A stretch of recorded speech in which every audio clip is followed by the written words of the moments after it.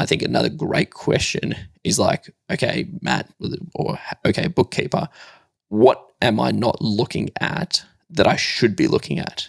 Because obviously I've got a goal that's saying, hey, this is what I'm looking for. We're looking across the three sort of financial statements that you're referring to. What in these statements should I just be aware of as well? They might not be the root causes, but you're just saying, hey, this is a little bit off. Just be cautious about this. Because I think that's going to continue to improve the education as opposed to, hey, I want more profit and just focusing on costs. Or hey, I want more profit and focusing on sales. So what about these other things?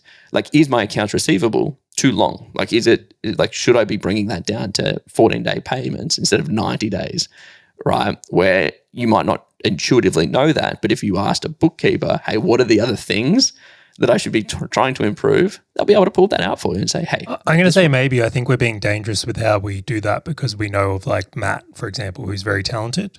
I don't think every bookkeeper is equipped to answer those skills. I really want to put that in. And same with the accountants. Like I know an accountant who's amazing at getting your tax down, but he's the worst accountant in the world if you ever want to borrow money to buy a house because he will make you look broke as fuck in the eyes of the banks. So how would you approach that situation then? Yeah, so I almost think you need I'll call it a tripod. Can we go for it? Holy Trinity? No, that's Goose's. Oh. A trifecta. Trifecta. Go for the trifecta. All right, so the finance team, absolutely. And you would want to vet your finance team to make sure they do have experience with business owners like you to hopefully be able to get some of these great insights. I think your peers is another section. So to the point you made one earlier about, I won't name the gentleman, but you took our business numbers to someone and said, how does this compare to what yours is? And we found out there was one of our costings was very different to theirs. Yep. So I think peers are really helpful here. And people that are in the full stack community is like, if you know someone who's got a similar business model to yours within this community, or Grant and I have experience with, like the difference is so powerful. So you can compare your own reports to your own previous month, but you can also compare your reports to what other business owners are doing. That's a great point. Yeah, spot the difference I think is a really, really powerful one. And then a third one I'll throw in here for like the education component. One of the things that I think is really powerful is actually I did what they call fundamental analysis for share trading. I did a course on it. And sounds dry, Charlie. It is pretty dry, I won't lie. But one of the things they do, and like for those that don't know, fundamental analysis is like, let's say I was looking at, buying shares in McDonald's. Like how would I make a decision about like what the value of this company actually is? You would go in and look at the fundamentals of this company, which one of those components would be the financial reports. Mm. So if you were to, and you could jump on YouTube right now and type in fundamental analysis of a company, and you would literally get someone walking through the finances of that company. So I think one of the like things that could be really powerful is like you layer up with something like that. Now, they're obviously not going to be a business that's maybe comparable to yours. Like McDonald's isn't comparable to what I do. But at the same time, if you were to watch a few of them, I think that helps people understand, again, just it's another perspective of seeing like how do bodybuilders train? I'm never going to be a bodybuilder, but what's interesting to see what the difference is from like a guy who's trying to win the Olympia versus a guy who's trying to win a marathon.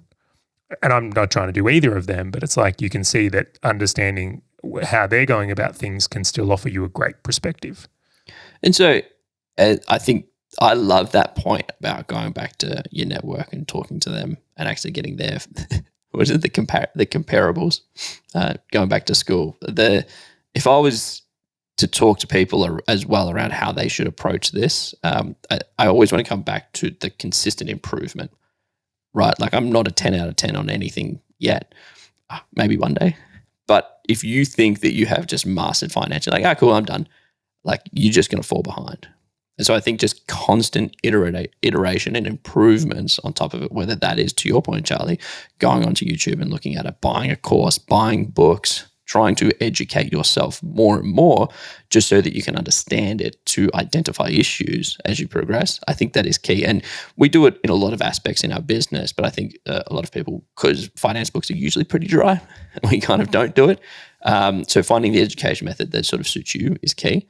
But you mentioned an interesting point as well, which was like putting in the reps. Like you're never going to get this thing done right. Like it's not like if you cut carbs out for a week, you're going to lose the weight and keep it off. No, you got to keep doing it, put in the reps until you start seeing some of those results. Right? So if you just continue Such a good doing, point.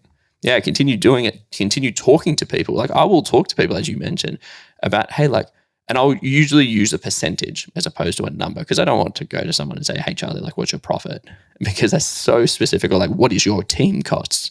But I'll use like a percentage, like, hey, like, do you mind if I understand a little bit more? Our businesses are similar around like the percentage of your delivery costs. What percent do you pay typically in marketing? What percent do you do in sales? What percent do you kind of do in profit? Because people are so willing. And as a matter of fact, I can remember 3 conversations in probably the last 10 days of that exact question of like, what percentage are you kind of looking at with profit at the moment across your entire business? Because that is a great barometer of me going, hey, we're very similar. How are we going? And I'll be completely transparent back and I'll say, hey, like, this is where we're at. But it's just helping me identify more of the things that I might be missing and going, well, interesting. What else? Where else are you at? And again, those percentages would align to the goal that I'm going for. And I'd always look for people who have similar business models, to your point, Charlie. Hey, fellow business owner, if this topic and value-packed short video has resonated with you at all, and you want to dive deeper into being a full stack business owner, check out the full episode by clicking the link on your screen or in the description right now.